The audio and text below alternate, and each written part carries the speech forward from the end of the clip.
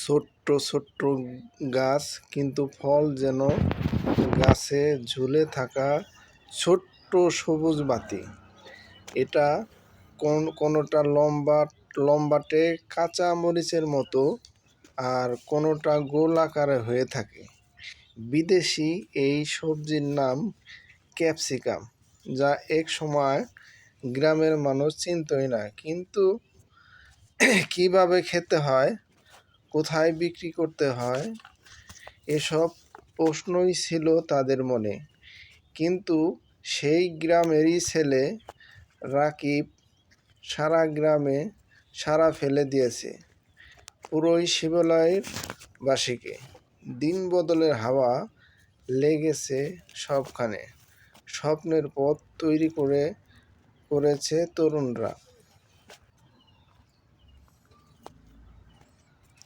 তা দেখতে অনেক সুন্দর, মসৃণ, গোল আকারে হয়ে থাকে।